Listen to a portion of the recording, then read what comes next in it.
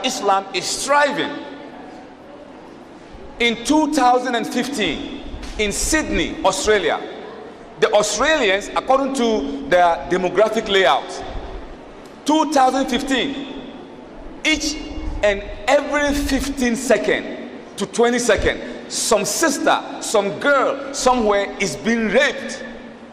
The rape situation in Australia is beyond epidemic proportion.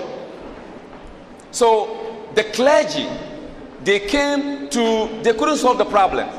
The social scientists, the human psychologists, they couldn't solve the problem of rape in Sydney, Australia. It is so rampant every corner, night, afternoon, day. I don't know what's going on, but that is what is happening. So the clergy came to, the sanctuary of religions. They came to the Christians. They want to know, what do you have in place to curtail this onslaught to the women?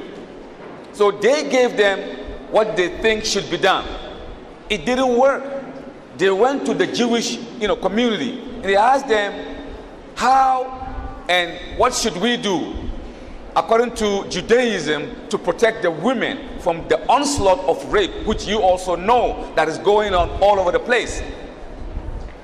They came to the Muslim finally, because Islam to them is the last resort. So finally they came to the Muslims and they asked the Imam, what can we do to stop this onslaught of rape in our community? And the Imam said, if we tell you the answer, would you take it and work with it? They say, yes, of course, we will take it. Then the Imam said to them, what do you think if you have a red meat, flesh, red meat, you cut a red meat and you put that red meat at the side of the street, what will happen to it? Number one, flies will buzz around it. And number two, lizards, dogs, hyena, they will buzz around it. They say, yes, it's okay. That is what you did to your children. That's what you did to your female, daughters and wives. Because you went to Victoria's Secret and you buy them skimpy, wicky, nacky, ticky kind of clothes to put it on. And once they go outside, the flies, the cats, you are enticing them. Don't you see in Islam, the women are covered. So after they made this situation, this announcement, guess what happened? The following day, Sheikh, they came and said the Muslim communities are making fun of the Western civilization. Which fun? When they made those statements, Hollywood, Sheikh, just 2 years ago, 3 years ago, Hollywood took it upon themselves. They came to Harlem, New York City, the most dangerous street in the world. I don't know how they rated it up to be the most dangerous street. It is true. It is one of the most dangerous streets in the world. In Harlem, 125th Street and Malcolm X Boulevard. The most dangerous corner in the world. So Hollywood, they came to New York. They want to do analysis and see, why is it that the women of Islam, are they being forced to put on the hijab, or they just put it by the will of Allah according to the Quranic dictate? They want to know. They're not going to ask the Muslim women. No, they want to check. This is science. They want to find out. So when they came to Harlem, Sheikh, they brought a woman by the name Naomi Campbell. Naomi Campbell is one of the most beautiful women in the world. That's what they say. I think the most beautiful women are in this house tonight. Are you going to stand somewhere and say the most beautiful woman in the world? But that's how they call her, Naomi Campbell. She's black, very dark. She's a supermodel. And then another sister by the name Chrissy Brinkley. Chrissy Brinkley is also a white woman. She is the supermodel. Guess what? If you have a new dress and you want these two supermodels to showcase it on you on the catway, you have to pay Naomi Campbell. One leg costs $10,000 and the other leg costs $10,000. So both legs cost $20,000 for them to wear a cloth from here to the gate. Just maybe 20 seconds. You pay $20,000. So they call these women and they pay them this amount. and they asked them to walk from 125th Street to 126th Street to see what will happen to them in the hijab. They brought some women from Kuwait embassy to dress these two women who are not Muslims, dress them in a hijab way. Beautiful look. Already they're beautiful. Imagine a beautiful woman in a beautiful hijab. Subhanallah. She'll be like an angel walking the earth.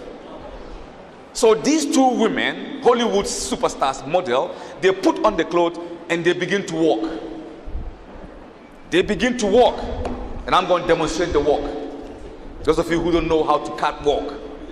So they put on the clothes and they keep walking and stepping, bopping and everything. And they're coming down and and they were just stepping up. And the scientists were hiding in a van. They were taking notice of the community. What are they saying? Wallahi. Once these women get very close to some hooligans, those guys with the pants like this, holding liquor and weed, looking all dangerous with a gun over here. They were on the sidewalk. And what happened was that the ladies were asked to pass in between them. Wallahi. Once they begin to walk in between them, once they get to these ladies, to these guys, dangerous guys, you know what they did? Salam alaikum, Allahu Akbar. Yo man, pass by, Allahu Akbar, Salam alaikum. Because of the hijab that they put on. Wallahi, they let them pass by. So the scientists were watching and they're taking notes. Then they asked them again, this time, to take off the hijab, take off the clothes, and put on the skimpy, wicked, revealing clothes. And they did. You can't even go like this. It's so tight. Imagine tight dress in the summertime in New York City, man. So these sisters, the sisters begin to walk again. Once they begin to walk, they ask them to go to the same direction they were a few minutes ago. So when the sisters begin to walk, the guys didn't know that it was them that passed there a few minutes ago. So when they get there, guess what happened? Ooh, what's up, man? What's up? What's up? Can I have your number, man? I want your digging. Yo, sister, man, you got a nice leg. Damn, man, what's going on? Can I talk to you, sister? What's going on?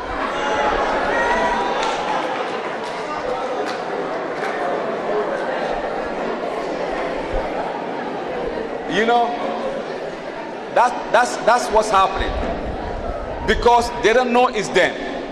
So the scientists, they said, they wrote everything down.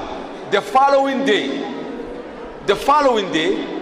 it came on New York Post, the mystery and spiritual reasons behind the wearing of the hijab of the Muslim.